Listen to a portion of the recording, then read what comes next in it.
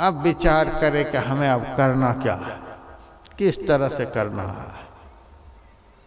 खूब रात भर चिंतन करे, मनन करे, और उसके बाद उस वचन पर चलने का प्रयास करने लग जाए। जो सुना उसको अच्छी तरह से समझा, तदनुकूल आचरण करने में लग गया। सीपी के पेट से तो 7 महीने में मोती प्रकट होता है। और इस प्रकार से यदि कोई श्रोता साधु संत के वचनों को सुनकर जीवन में उतार ले तो उनके अंदर से ब्रह्म प्रकट हो जाएंगे।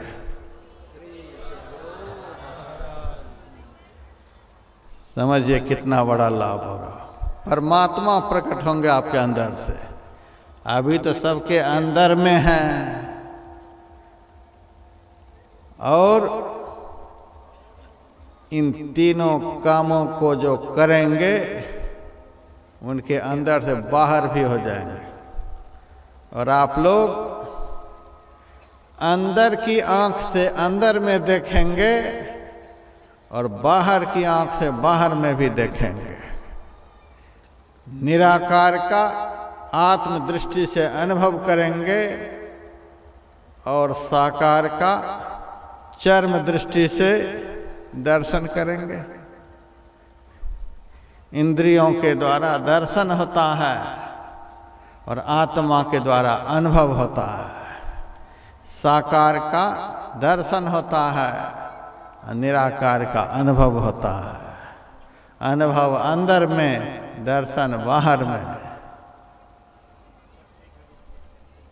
3 काम आप लोगों को करने होंगे। बढ़िया से सुनना है।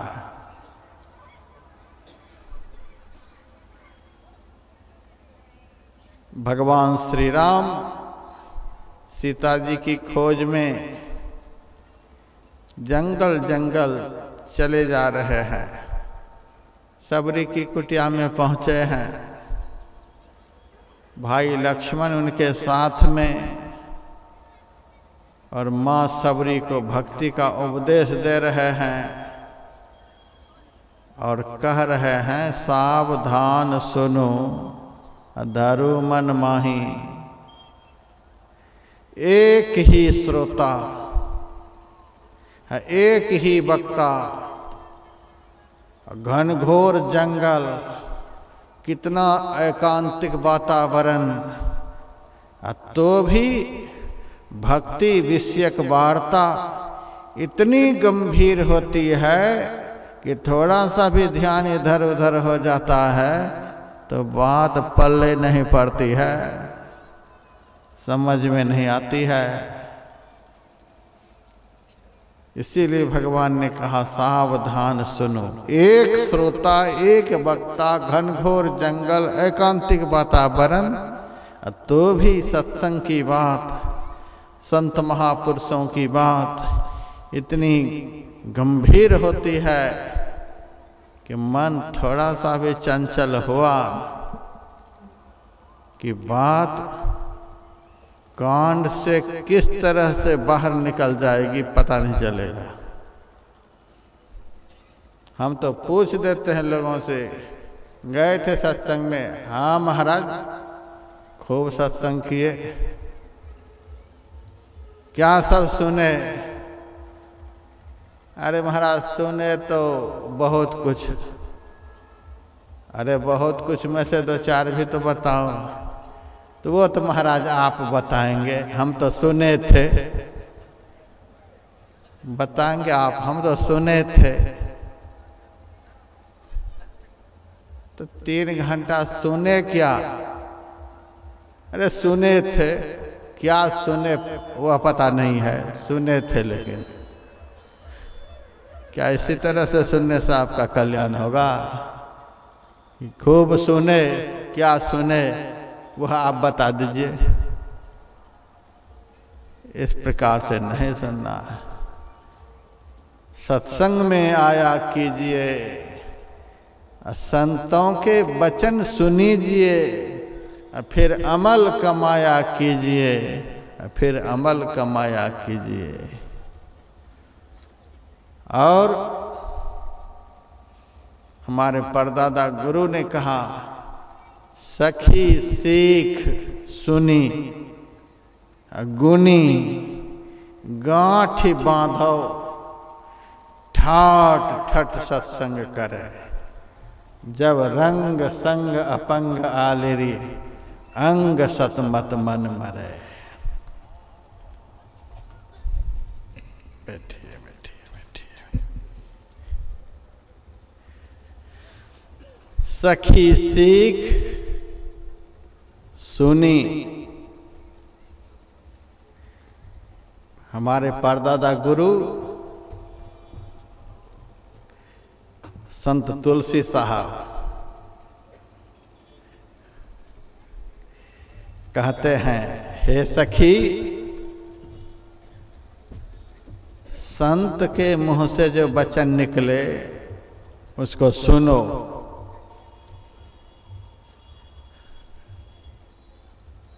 सखी सीख, सीख का अर्थ यहाँ उपदेश, संत के उपदेश को सुनो।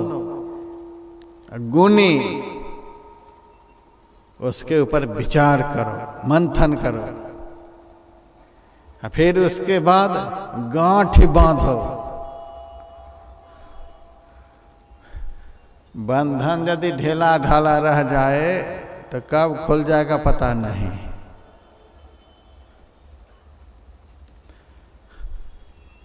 लोग तंबाकू खाते हैं, तंबाकू को गमछी में बांध लेते हैं, लेकिन उतनी जोर से नहीं, हल्के से बांध लेते हैं। अरे खुल भी जाएगा तो थोड़ा सा से क्या बनने बिगड़ने को है। नमक भी बांध लेते हैं तो उनको ज़्यादा बढ़िया से नहीं बांधते हैं। 25 ग्राम नमक है, कितना उसका होगा। साधारण चीज को जैसे तैसे आदमी गांठ में बांध लेते हैं, खुल भी जाएगा कोई बात नहीं। यदि आपको कोई 1 तोला सोना दे दे तो उसको कैसे बांधेंगे? गिरह पर गिरह देंगे, गिरह पर गिरह, वह खुले नहीं। यदि हीरा आपको दे दे कोई, घर आपका 4 कोस दूर हो, तब कैसे बांधेंगे? ऐसा गिरह देंगे कि भगवान नहीं खोल सके। जो पदार्थ जितना महत्व का होता है, उस पदार्थ को उसी तरह से सुरक्षित करके रखा जाता है। मैं नहीं समझता कि संत के मुंह से निकले हुए जो एक एक शब्द है, उससे भी महत्व का पदार्थ कोई संसार में हो। उससे महत्व का संसार में कोई पदार्थ नहीं हो सकता है। सुबह में आप लोगों ने कबीर साहब की वाणी में सुना, शब्द सा हीरा। संत के मुंह से जो एक एक शब्द निकलता है वह हीरा है, हीरा। 2 तरह का हीरा संसार में है। पहली बार आप मंच पर से सुनते होंगे, 2 तरह का हीरा होता है। एक हीरा वह है जिसकी कीमत होती है, जो जौहरी की दुकान पर मिलता है। और दूसरा हीरा जिसकी कीमत नहीं होती है, जो